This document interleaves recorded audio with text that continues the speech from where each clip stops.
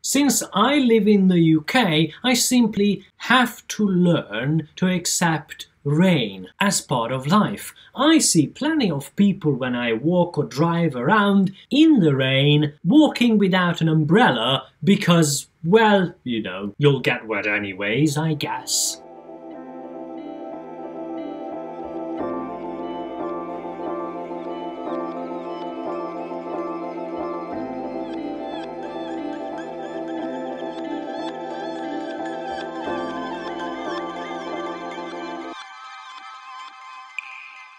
The Rutland Nature Reserve is a place with nature. That's pretty self-explanatory, it's in the name. What's not in the name is that there is a village on an archipelago which is almost an island with a narrow passage onto the island part in the middle of the lake. And it's pretty and brilliant, and I loved it. It counts as the most prettiest of destinations that I've ever sat while I'm in the UK.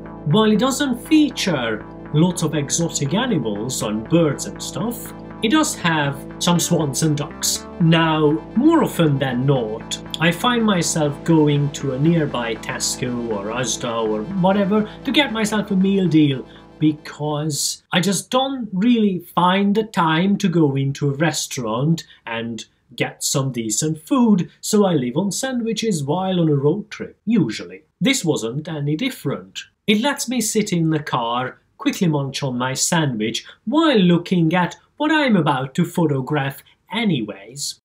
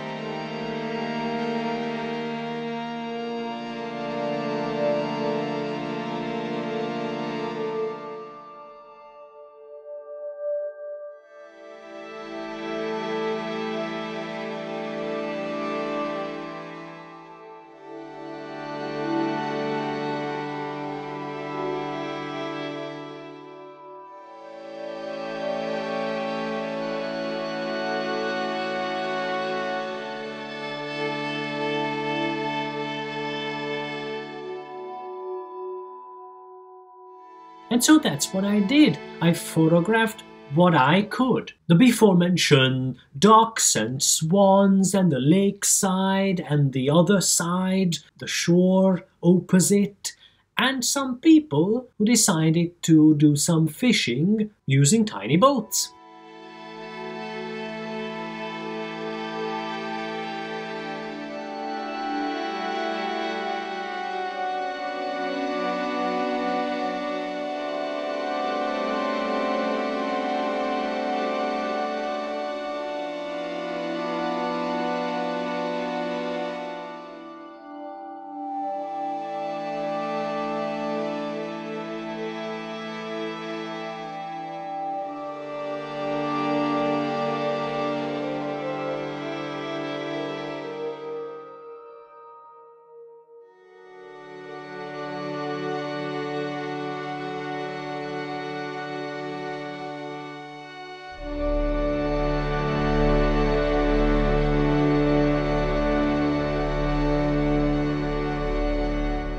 And then I found some pigeons. So I could count myself as an official pigeon photographer now, because everywhere I go I see pigeons, while the indigenous animals usually avoid me. And unfortunately, I don't have a lot of time to stick around.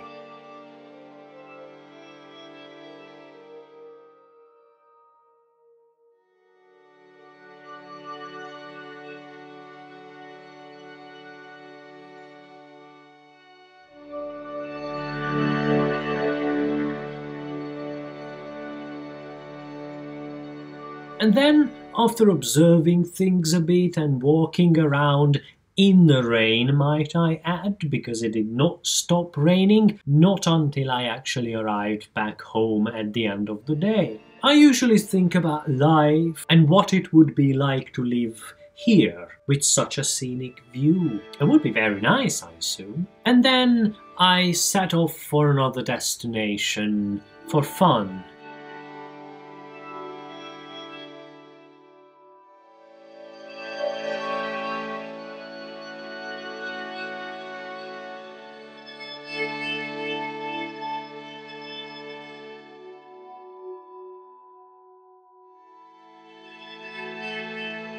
So now let's play my favorite game, oncoming traffic on a single track road. Because I often wonder, when I drive around on single track roads, which are not existent in Hungary, what do you do when there is oncoming traffic? So here are some examples.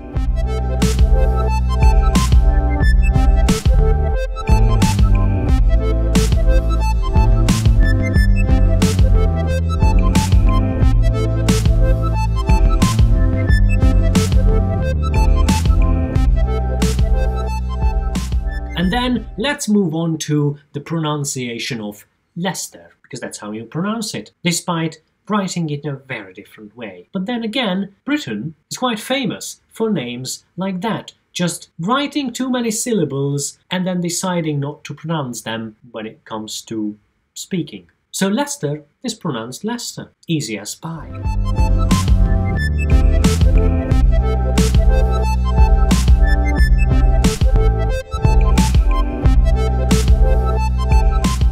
So anyways, I'm headed for Leicester and walk around alongside the Grand Union Canal, which seemed to be like a big parking lot for these narrow boats. Now, the UK is full of these waterways, and it is possible to rent or buy a narrow boat, go through these locks because the water levels are different, and just, have a great time while on the water.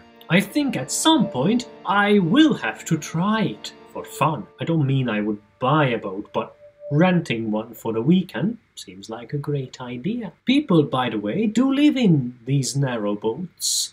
I see that when I go into the centre of London, where I'm supposed to work, but I usually work from home, and it seems quite comfortable, a nice alternative to a caravan or a motorhome. Technically, you can moor at any place for about 2 weeks and then you'll have to go. But then again, if you want electricity or all the fancy stuff, you can get yourself a generator, solar panels, or you can tap into the network, the main line at some place in exchange for a little bit of money. I noticed that some people own some sort of land and then they park their boat near their land so they could go out, do something in a garden and then go back and live essentially on the water. And that was mostly it, because it was just raining and raining and raining and it didn't seem to end.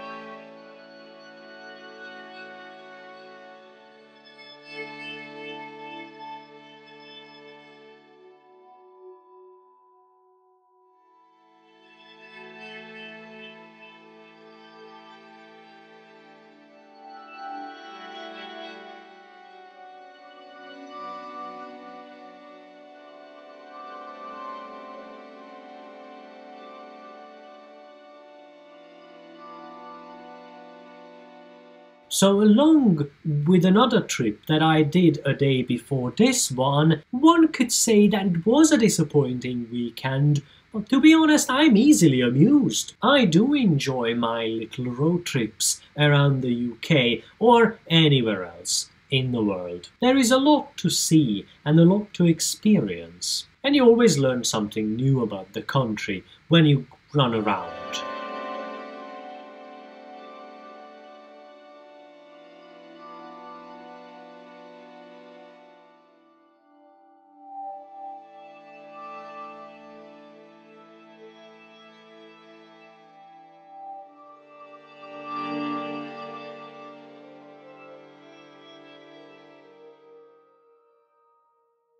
And I always thought about using the train system of a country, but the truth is that owning or renting a car, if you're in a faraway land, gives me a lot more opportunities to stop, spend some time outdoors and look around and enjoy the view.